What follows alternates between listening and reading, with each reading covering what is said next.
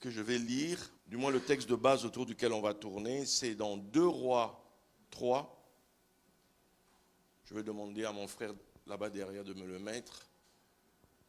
On va commencer au verset 9. On va lire tout le texte. Le roi d'Israël, le roi de Juda et le roi d'Édom partirent et après une marche de 7 jours, ils manquèrent d'eau pour l'armée et pour les bêtes qui la suivaient. On continue. Alors le roi d'Israël dit, hélas, l'Éternel a appelé ces 3 rois pour les livrer entre les mains de Moab. Mais Josaphat dit, n'y a-t-il ici aucun prophète de l'Éternel par qui nous puissions consulter l'Éternel? L'un des serviteurs du roi d'Israël répondit, il y a ici Élisée, fils de Shaphat, qui versait l'eau sur les mains d'Élie. Et Josaphat dit, la parole de l'Éternel est avec lui. Le roi d'Israël, Josaphat et le roi d'Édom descendirent auprès de lui. Élisée dit au roi d'Israël, qu'y a-t-il entre moi et toi? Va vers les prophètes de ton père et vers les prophètes de ta mère. Et le roi d'Israël lui dit, non, car l'Éternel a appelé ces 3 rois pour les livrer entre les mains de Moab. Élisée dit, l'Éternel des armées dont je suis le serviteur est vivant. Si je n'avais égard à Josaphat, roi de Juda, je ne ferais aucune attention à toi et je ne te regarderai pas. Maintenant, quelqu'un dit maintenant. Pas demain, maintenant. Amenez-moi un joueur de harpe. Et comme le joueur de harpe jouait, la main de l'Éternel fut sur Élisée. Et il dit, ainsi parle l'Éternel, faites dans cette vallée des fosses. Car ainsi parle l'Éternel, vous n'apercevrez point de vent et vous ne verrez point de pluie. Et cette vallée se remplira d'eau et vous boirez, vous, vos troupeaux et votre bétail. Mais cela est peu de choses aux yeux de l'Éternel. Quelqu'un dit peu de choses.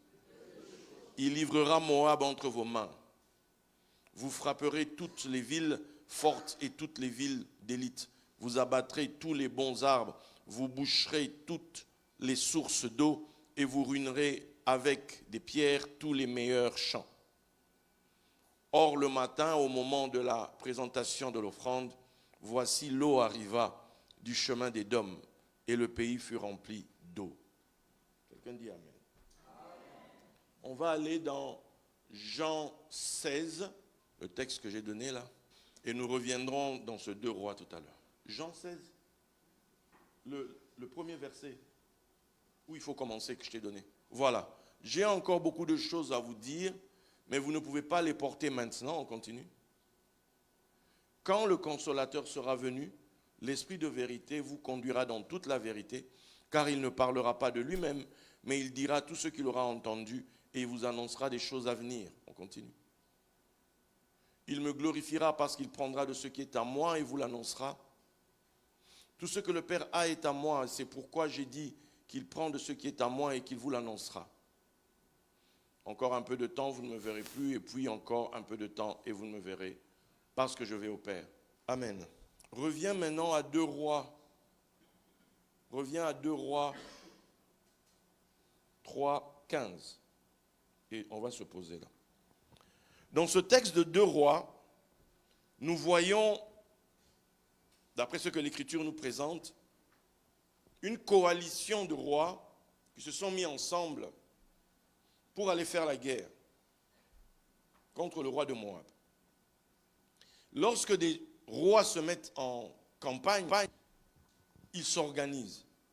Ils réfléchissent sur l'approvisionnement, ils réfléchissent sur l'armement, ils réfléchissent sur toutes ces choses. Comment est-ce que l'armée va se nourrir? Comment est-ce que les services secrets bougent, etc.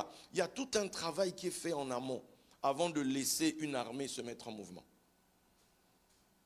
Et malheureusement, on nous dit qu'après 7 jours de marche, je suppose que l'ennemi en face ne s'est pas fait voir, l'ennemi en face s'est caché, je ne sais pas, mais au bout de 7 jours, ils n'avaient plus d'eau.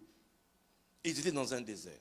Ce qui au départ devait être une opération peut-être facile, qui ne devait pas durer, qui allait se faire rapidement, parce qu'on avait tous les moyens, parce qu'on était mis ensemble, on était plusieurs, toutes les forces étaient réunies. En Belgique, on dit l'union fait la force. Les gens se sont unis, les gens se sont mis ensemble, les gens ont avancé, mais malheureusement, malgré tous ces efforts, le 7e jour, il n'y avait plus d'eau. Et vous êtes en plein désert, vous avez des chevaux, vous avez des ânes qui portent le matériel, bref, vous vous retrouvez coincé en vous demandant qu'est-ce qu'on est venu faire ici. En fait, peut-être Dieu nous a trompés, parce que les rois d'Israël, ils avaient coutume, avant de partir en guerre, ils consultaient des prophètes. Ils consultaient des gens qui devaient leur dire est-ce qu'on y va ou on n'y va pas. Si vous vous souvenez, dans la Bible, on nous parle des fils d'Issachar qui devaient comprendre le temps et dire à Israël ce qu'ils devaient faire. Ces gens ne fonctionnaient pas juste comme ça. Mais malgré toutes les dispositions qui ont été prises, malheureusement, un coup du sort se présente, il n'y a plus d'eau. Qui avait pensé à l'eau? Qui s'était occupé de l'approvisionnement? Toi et moi, on ne sait pas. Tout ce que l'on sait, c'est qu'il n'y avait plus d'eau. Et là, quand c'est comme ça, maintenant, ils se disent, c'est Dieu qui nous a emmenés dans cette histoire, c'est Dieu qui nous a piégés, c'est Dieu qui nous a tiré le bout du nez dans un truc qu'on ne voulait pas, dans un truc auquel on ne s'attendait pas, maintenant on est piégés. Si vous vous souvenez dans la Bible, un moment donné où le roi David, il n'était pas encore roi, et que les gens lui demandaient de tuer Saül, qui lui avait causé des problèmes, qu'est-ce que David dira? Il dira, moi je ne peux pas toucher à loin de l'Éternel. Si Dieu veut le tuer, qu'il l'emmène lui-même sur un champ de bataille pour qu'il y meure. Mais là maintenant, ce roi l'a dit, c'est que Dieu nous a emmenés ici pour nous tuer en fait. Dieu nous a embrouillé l'esprit, Dieu nous a fait comprendre, nous a fait croire que cette chose était une bénédiction, cette chose allait bien se passer, et maintenant au final, on est fait comme des rats. Comment on fait? C'est là que des grandes questions montent dans le cœur. C'est là qu'on commence à se demander, Dieu m'a abandonné, Dieu tu es où? Ces rois se mettent à parler, à dire vraiment sincèrement, Dieu est contre nous. Combien de fois nous-mêmes, quand on entre dans des situations, on entre dans des choses, et qu'à un moment donné, la chose tourne pas comme toi tu pensais. La chose n'est plus là pour te donner un peu d'eau fraîche, mais ça devient pour toi de la chaleur. Ça te rappelle qu'en fait, tu es au mauvais endroit, au mauvais moment. À ces moments-là, on se dit toujours très vite, Seigneur, qu'est-ce que j'ai fait? Seigneur, pourquoi tu m'as piégé comme ça? Seigneur, qu'est-ce que... Tu vas commencer à chercher dans ta famille, ton oncle, ta tante, bref, tu vas chercher quelle est la raison qui fait que aujourd'hui j'ai ce problème. Ces rois-là ont pensé comme nous, ont pensé comme toi, parce que c'est humain. Quand on est humain, on ne comprend pas qu'il y ait des réalités contraires. On ne comprend pas qu'il y ait des situations qui se dressent contre nous. Et quand ça arrive, on dit que Dieu est contre nous. Mais est-ce qu'on vit une vie sans ça? Non, la vie est faite de toutes ces choses-là. Maintenant, la vraie question est de savoir, quand ça arrive, comment tu fonctionnes? Quand une situation contraire se présente, comment tu fonctionnes? Est-ce que tu t'effondres dans la culpabilité? Est-ce que tu t'effondres dans le jugement? Est-ce que tu t'effondres en te disant que Dieu m'a laissé tomber, Dieu est contre moi, et tu vires dans ta tête? Qu'est-ce que tu fais à ce moment-là? Là, il y a un de ces trois rois qui dit, n'y a-t-il pas un prophète de l'Éternel? N'y a-t-il pas quelqu'un ici qui connaisse la pensée de Dieu? Parce que la Bible dit quoi? Faute de révélation, le peuple périt. Mais on dit, s'il observe la loi, il vivra. Alors, c'est vrai que la situation est compliquée, mais il faut qu'on trouve déjà quelqu'un qui peut voir, quelqu'un qui a la révélation, qui a la pensée de Dieu. Quelqu'un qui ne voit pas les choses comme nous on les voit forcément. La Bible dit la lettre tue, mais c'est l'esprit qui vivifie. Alors, des fois quand tu regardes l'apparence des choses peut te dire que Dieu est contre toi. Des fois quand tu lis la lettre, tu lis la Bible, tu auras l'impression que ta vie vraiment, Dieu est contre toi.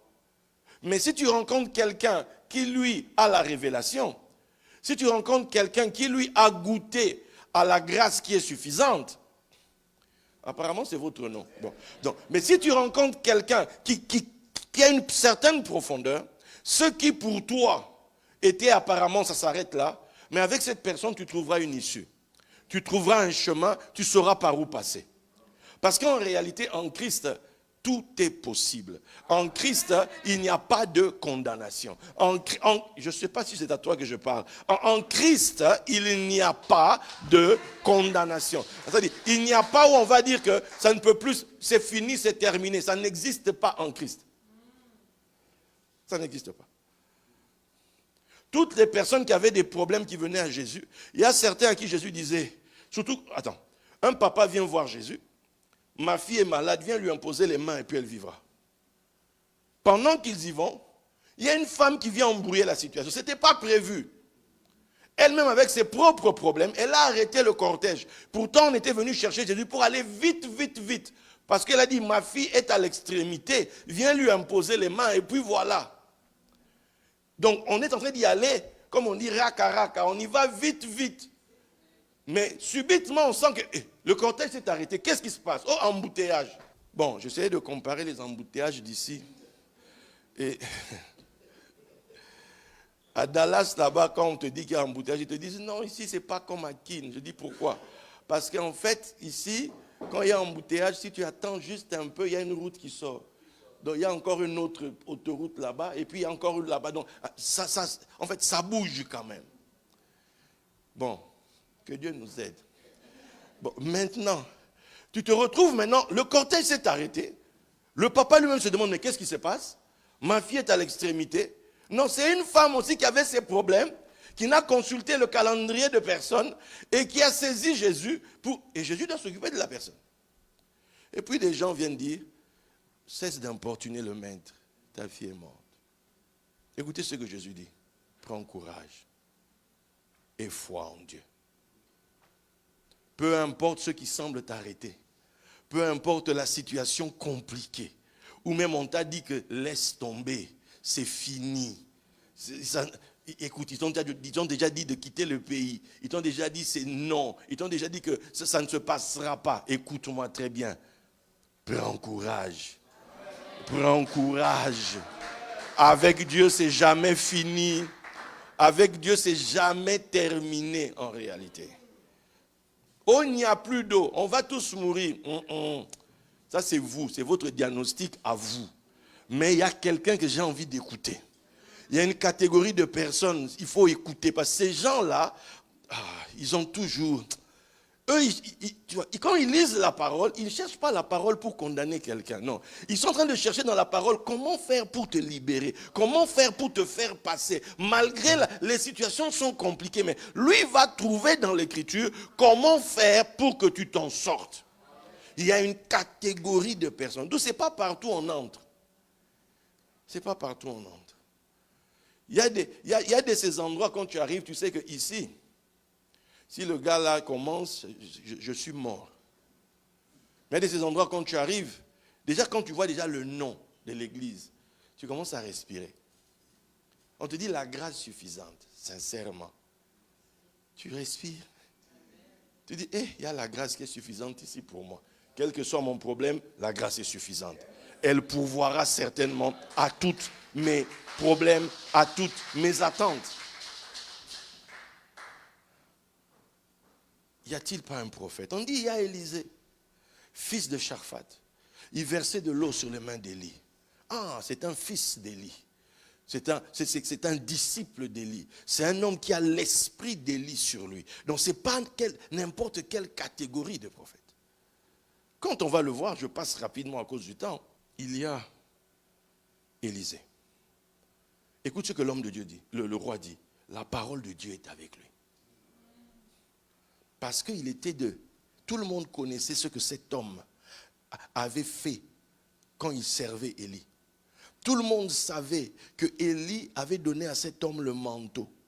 Tout le monde savait, c'était connu. Tout le monde savait qu'il avait été un serviteur fidèle et qu'il a reçu le manteau de la manière légitime. C'est-à-dire qu'il est dans la lignée prophétique exacte. Quand on parle d'Élie dans le monde des Juifs, Élie c'est l'homme qui a les clés, les explications du Messie. C'est celui qui donne les clés pour comprendre les mystères de la parole. C'est chez Élie qu'on trouve ça. Voilà pourquoi Jésus lui-même ne peut pas commencer son ministère sans que Élie soit passé devant. Et Élie qui doit passer devant Jésus, c'est Jean-Baptiste. Donc, ce n'est pas tout type de prophète en fait. Il y a une catégorie prophétique. Ceux-là, ce sont ceux qui tiennent les clés, qui donnent accès au mystère de la parole. Donc, quand maintenant on lui dit qu'il y a ici, Élisée dit, hey, on est sauvés, allons le voir. Allons le voir.